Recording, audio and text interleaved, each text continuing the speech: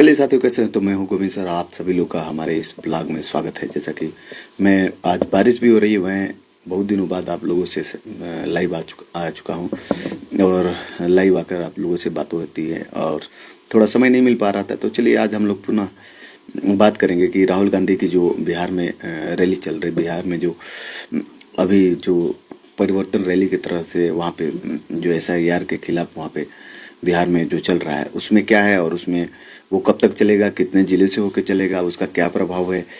इसमें हम लोग ये भी समझेंगे कि इस वीडियो में कि इसमें BJP कार्यकर्ता और RJD जो कार्यकर्ताओं के बीच कब झड़प होता है उस रैली के बीच में, और फिर 1800 शपथ पत्र जो अखिलेश यादव ने दिए थे उसका क्या हुआ। तो आइए हम लोग इस पे बात करते हैं। और जो कि आपको पिछले वीडियो में हमने बताया भी था कि जो मामला है SIR वाला जो है वो कोर्ट में चल रहा है, सुप्रीम कोर्ट में। कोर्ट ने जो कि फटकार भी लगाई है। और तो चलिए इसी पे हम लोग बात करेंगे। राहुल गांधी ने 17 अगस्त 2025 में बिहार में वोटर अधिकार यात्रा शुरू की है। इसका नाम दिया गया है वोटर अधिकार यात्रा शुरू की है, जो सासाराम से शुरू होकर 1 सितंबर को पटना में 17 अगस्त से लेकर 1 सितंबर तक, यानी 17-18 समझिए, लगभग 3 दिन इधर और ये 10, लगभग 14 से 15 दिन की यात्रा है। तो आप मान के चलिए जो राहुल गांधी ने 17 अगस्त 2025 से बिहार में वोटरों के अधिकार यात्रा शुरू की है, जो सासाराम से शुरू होकर 1 सितंबर को पटना में एक विशाल रैली के साथ समाप्त होगी। यह यात्रा गहन पुनर्निरीक्षण जो है SIR प्रक्रिया और कथित वोट चोरी के खिलाफ है, जिसमें कांग्रेस और RJD का दावा है कि मतदाता सूची में हेरफेर किया जा रहा है। इस यात्रा में तेजस्वी यादव, लालू यादव और अन्य इंडिया गठबंधन के नेता शामिल हैं।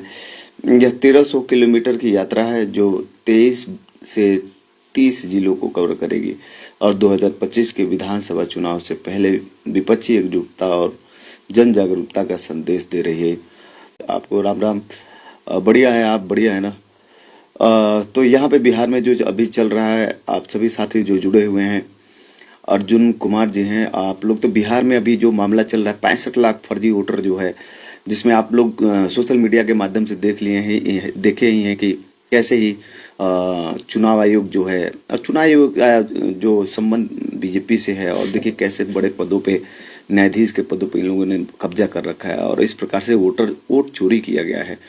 बताइए, 65 लाख वोटर, यानी हर विधानसभा में लगभग 5-5 हजार या 10-10 हजार वोटर इन लोगों ने जीता वोटर। इसीलिए तो कहते हैं कि 400 पार या 500 पार। तो इस समय जनता जो है इनको दौड़ा दौड़ा के सबक दे रही है। जबकि आज ही एक मामला हुआ, दिल्ली के मुख्यमंत्री जो गुप्ता जी हैं उनको किसी ने थप्पड़ मारा है। और तो जनता जब, इसीलिए देखिए कोर्ट में और वो करना तो अलग बात है, लेकिन देखिए राष्ट्रीय अध्यक्ष अखिलेश यादव जी ने 18,000 शपथ पत्र दिया है, फिर भी आप देखेंगे कि उस शपथ पत्र पे कोई भी प्रक्रिया काम नहीं किया। चुनाव आयोग बोला है कि, जवाब दिया है कि हमको मिला ही नहीं। तो राष्ट्रीय अध्यक्ष अखिलेश यादव ने उनको जो है अपनी वो ले जाके दिखाया है कि भाई ये रसीद है, आपको हमने, आपके कार्यालय को हमने दे दिया है, आपको ईमेल जीमेल पे भी हमने दे दिया है। तो ये राहुल गांधी की जो यात्रा 1300 किलोमीटर की है, जो कि 1 अगस्त से लेके जो कि 17 अगस्त से लेके लगभग 1 सितंबर तक होगी और बिहार के 23 से 30 जिलों को कवर करेगी। और लगभग बिहार में 38 जिला है, लगभग 23 से 30 जिलों को कवर होते हुए ये यात्रा जो है आगे जाएगी। तो इसमें जो है जाहिर सी बात है कि जो विपक्षी खेमा है वहाँ पे नीतीश और BJP, उन लोगों में हाय तौबा मची पड़ी है, क्योंकि वोट ही मेन है और जनता ही मेन है। और जनता अगर विरोध का बिगुल में आ जाएगी तो भाई हाँ, इन लोग की खबर बहुत गड़बड़ हो जाएगा। तो आइए, मोदी और नीतीश के होश उड़ गए हैं के संबंध में कोई यहाँ पे अभी वो नहीं है, लेकिन यहाँ पे BJP और JDU नेता ने इस यात्रा को राजनीतिक स्टंट करार दिया गया है। बोला गया है, BJP ने बोला कि राजनीति तो है ही है, आपने राजनीति के थ्रू निर्वाचन आयोग को आप पे आरोप लग रहे हैं, तो आपने सबूत क्यों नहीं दिया। अब जो सुप्रीम कोर्ट ने मांगा है, आप ये भी सुनने में आ रहा है कि फर्जी स्वसंयोजी 1 लाख से ऊपर पता नहीं कैसे ये लोग BLO बना के एक ही रूम में सबको जल्दी से जल्दी कागज छाप रहे हैं, मोहर मार रहे हैं। बताइए ऐसे फिर ले जाके ये लोग देंगे वीडियो तमाम आ रही सोशल मीडिया के माध्यम से। तो बीजेपी और जेडीयू नेता ने इस यात्रा को, राहुल गांधी की जो बिहार की यात्रा है, को राजनीतिक स्टंट करार दिया है। झारखंड बीजेपी नेता प्रतुल सहलदेव ने राहुल गांधी को राजनीतिक पनौती कहा है और इसे सीट बचाओ रैली करार दिया है। बीजेपी का कहना है कि एसआईआर प्रक्रिया पारदर्शिता है। मुख्य निर्वाचन आयोग गणेश कुमार ने में कहा है इसका उद्देश्य केवल मतदाता सूची की त्रुटियों को ठीक करना है। तो अगर निर्वाचन आयोग के जो आपके अधिकारी हैं उन्होंने ये बताइए कि तो क्यों वो हलफनामा या शपथ पत्र 65 लाख लोगों का देना।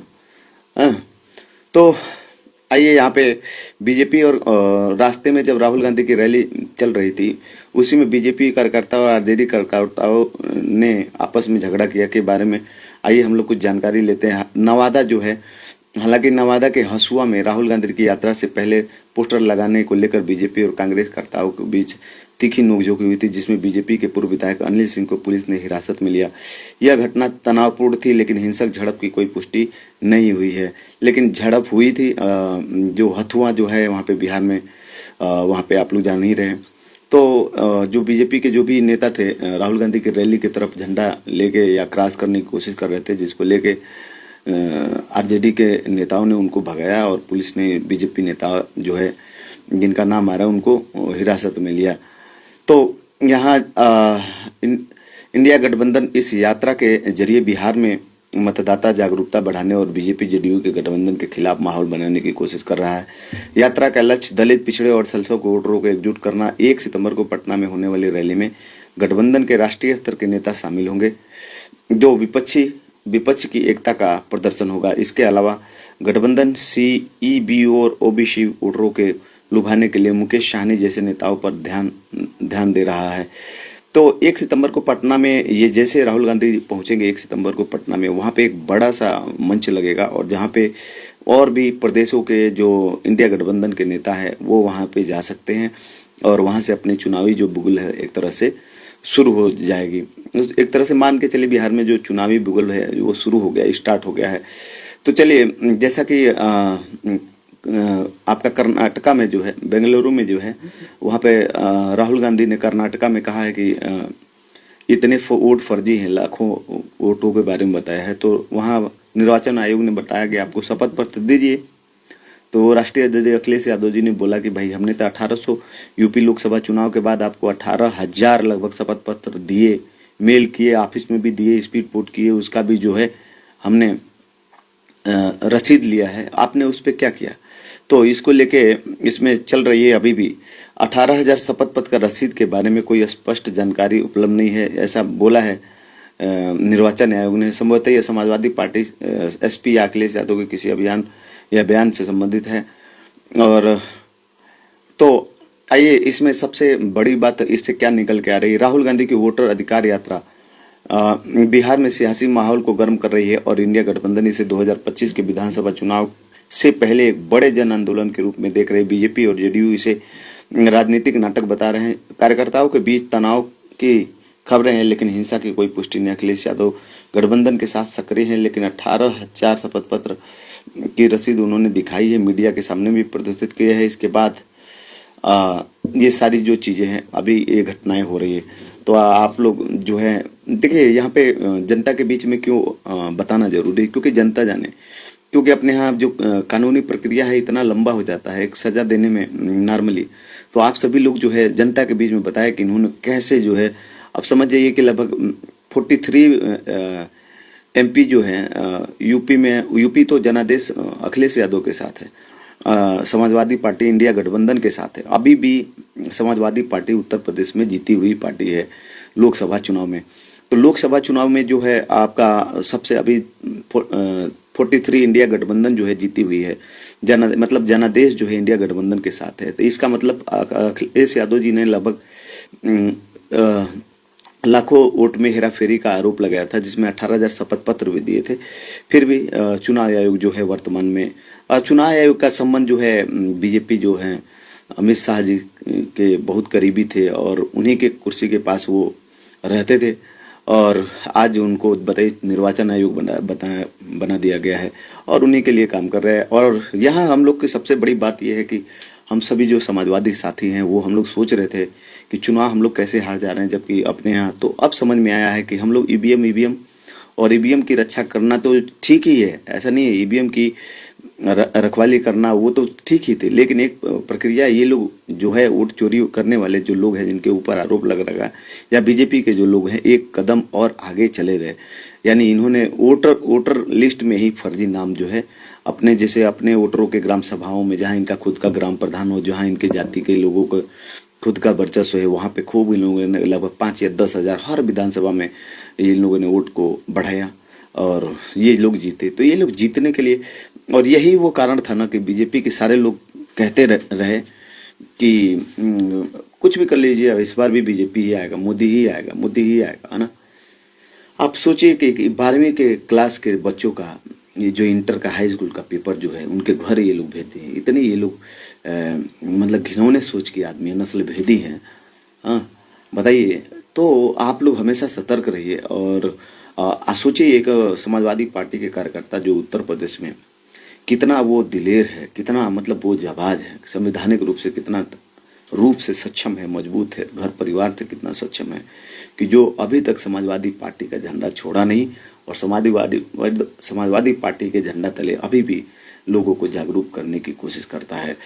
तो अभी भी जो समाजवाद, अभी आप सोचिए थोड़ा अयोध्या के बारे में हम लोग बात कर लेते हैं। अयोध्या में जो है तमाम गरीब लोगों को जो है वहाँ अयोध्या की भूमि से बोला गया ये अवैध लोग कब्जा करके रख रखे हैं, ठीक है, उन लोगों को हटाया गया।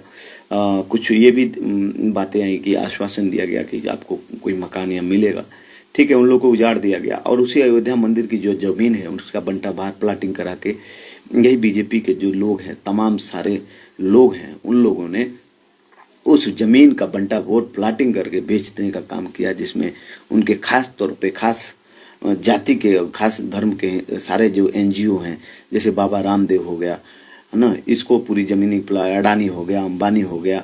मंदिर परिसर की जो जमीन है, मंदिर परिसर के जमीन के बाद जो अखाड़ा का जमीन है, उसके बाद जो डेवलपमेंट की जमीनें हैं, वहाँ पे सब ये लोग कब्जा कर रखे हैं। और यहाँ तक कि बताइए, और वहाँ अयोध्या के खुद ही लोगों को वहाँ से क्या किए, अयोध्या के खुद ही लोगों के वहीं के वसिंदों को हटाया, जिन लोगों ने उस चीज को बचाया था। हाँ, और उन्हीं लोगों को बताइए तो वो जमीन क्या हो गई, कब्जा कर ले रहे हैं। यानी मंदिर के नाम पे, धर्म के नाम पे ये लोग जमीनें जो है कब्जा कर ले रहे हैं। तो अब हम लोग बात, एक चीज और आती है यहाँ पे, बहुत सतर्कता है, और ये बहुत ही डेंजर और खतरनाक लोग हैं। इन लोग से आपको सतर्क रहना है। सतर्क यही रहना कि अपने वोट चोरी, केवल वोट समय से देना नहीं है, अपने आपसे जो वोटर लिस्ट है उसको भी पलट के देखना है कि भाई साहब यहाँ पे तो कुछ मामला गड़बड़ नहीं है। दूसरी आपकी जो बात है वो ये कि ये जो है धर्म का जो आड़ लेके, धर्म का जो, अब बताइए, जिसके कान में कुंडल सोने का रह रहा है, कान में सोने का कुंडल रह रहा है, और जो खूब बड़े सिंहासन पे, यूपी के गद्दी पे बैठा है, और जिसको मतलब सिंहासन पे बैठा है, सिंहासन पे मतलब उसको लोभ है, तो उसको योगी कैसे कोई कर सकता है बताइए। जिसके कानों में सोने का कुंडल हो, सोने में का हमेशा पहनता हो, उसको योगी आप कैसे कह सकते हैं। योगी का मतलब जिसको कोई मतलब ही नहीं, निराकार योगी, मतलब लोगों से ही। अभी जरूरत पड़ता है तो अपने भाई और बहन के अपने घर चले जाते हैं, अपने पिताजी के अंतिम संस्कार में चले जाते हैं। तो ये योगी का एक कर्तव्य बिल्कुल भी नहीं है। दूसरी जो बात है, यहाँ पे महाकुंभ में थोड़ा सा आपको लेके चलते हैं। महाकुंभ में बताइए 500 करोड़ रुपया, 4500 करोड़ रुपया जो है, 4500 करोड़ लाख करोड़ रुपया,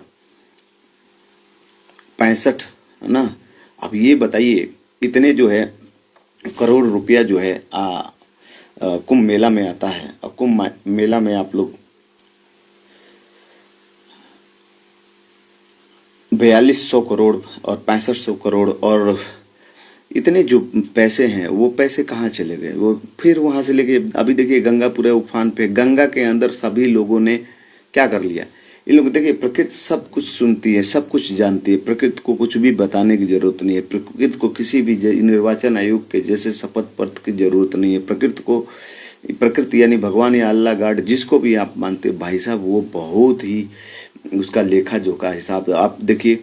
अभी अब देखिए पूरे महाकुंभ परिसर क्या हो गया, पानी हो गया पूरा। इलाहाबाद पानी में डूब रहा है पूरा, चारों 3 तरफ से नदियों से घिरा है। आपका काशी जो है, बनारस का काशी आप आ जाइए, बनारस का, काशी का क्या हाल है? चारों ये भी दोनों तीनों तरफ से आपको क्या है, गंगा नदी के पूरे चपेट में, पूरे वहां के।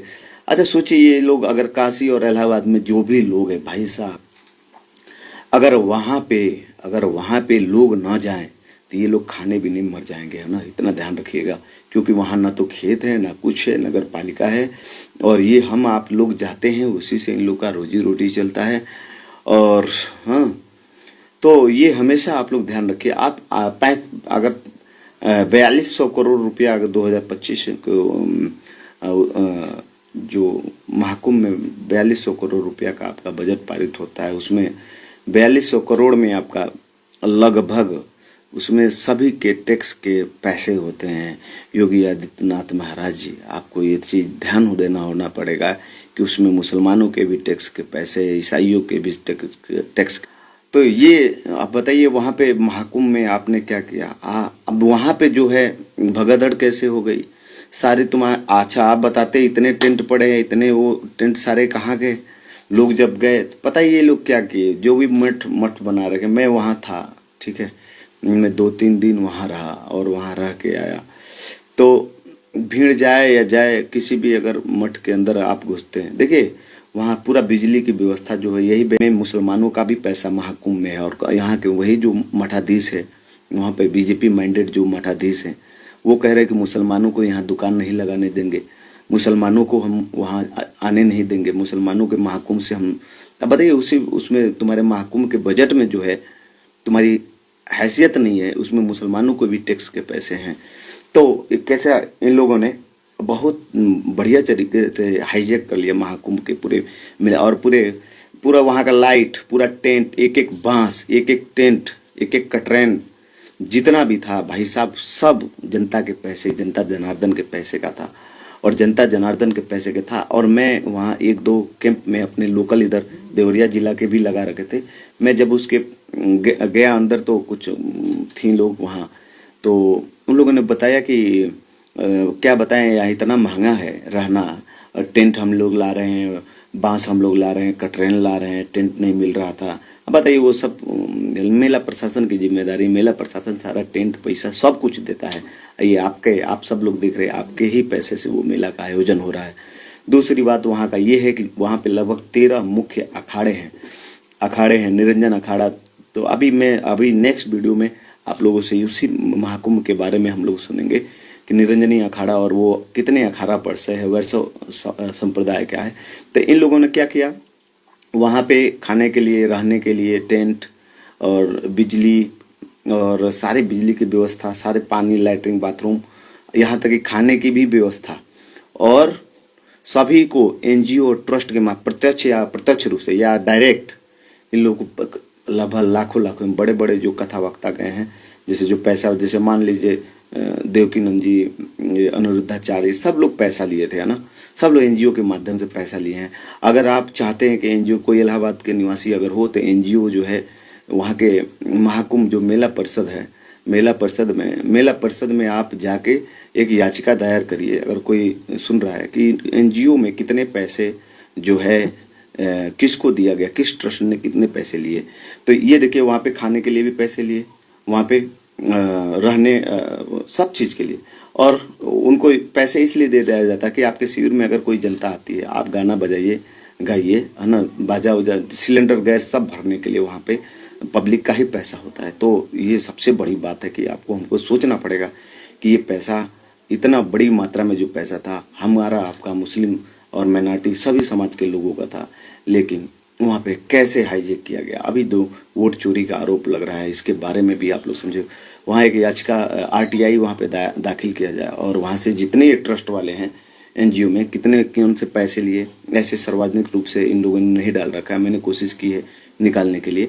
तो ये जो सारी चीजें हैं आप लोग जानिए और सोचिए। अभी वहाँ बनारस में सरकारी जो ट्रस्ट है काशी विश्वनाथ का, उससे संबंधित तमाम जो वहाँ अखाड़े परिषद है, जो जुड़े हुए हैं, जो पैसा लेते हैं, फंडिंग लेते हैं, हमारे आपसे लेते हैं, ऐसे नहीं गमछा पहन के पीताम्बरा और घूमते रहते हैं, ना, वो सब पैसा का आपके हमारे चंदा के पैसे से खाते हैं, और वहाँ जाके कहते हैं कि हम लोगों ने बसाया। तो आप लोग सतर्क हो, आपका अधिकार है। अगर कोई कहता है कि इस मंदिर में पूरे इलाहाबाद का जो मंदिर है सारा जो महाकुंभ के पैसे से बना है। कोई कहे मंदिर से हट जाओ तो बोलिए उससे, भाई साहब मंदिर से मैं नहीं हटूंगा, तुम हट जाओ, हमारे पैसा है, हमारे मंदिर से, हमारे पैसे से तुमको राशन के लिए पैसे मिलता है, खाने के लिए पैसे मिलता है, तुमको महीना का पैसे मिलता है, साफ सफाई के लिए पैसे मिलता है। तो आप लोग हमेशा जो है सतर्क रहिए और मंदिर प्रशासन या जो भी आपको अगर वहाँ से कोई जातिगत भेदभाव करता है तो आप उसके खिलाफ जो है जिस कैटेगरी में आप आते हैं उसके तहत आप उस पर कानूनी कार्रवाई BNS धारा जरूर लगवाएं। और तो चलिए इस वीडियो को लंबा ना खींचते हुए अभी जस्ट इस वीडियो के जस्ट बाद हम आपको एक वीडियो अपलोड करेंगे। अभी लाइव ही ये बात है।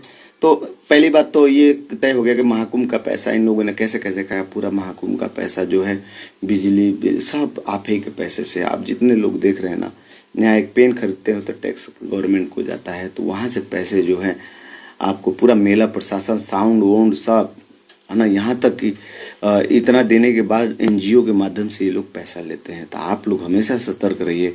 अभी देखिए ना वो चुनाव आयोग क्या कर रहा है ना, वोट चोरी करके। इसीलिए ये कहते हैं जबकि कुछ भी मोदी छुट्टे हैं है ना। बताइए इतनी बड़ी स्तर पे बाप का नाम चुनाव आयोग, बाप का नाम XYZ, बाप का नाम है ना पता नहीं कौन विभाग। तो आप लोग जो है हमेशा सतर्क रहिए इन लोगों से। और है ना निर्वाचन आयोग में आपसे जो वोटर लिस्ट आएगी उसको आप लोग खूब अच्छे से एक एक वोट चेक कर लीजिएगा कम से कम। तो निश्चित रूप से हम लोग सरकार में एकदम हौसला आप लोग डाउन ना करिए। युवा साथी भी है हर समाज का, Shukla Tiwari, Yadav, Kushwaha, OBC SC ST सारे लोग हैं।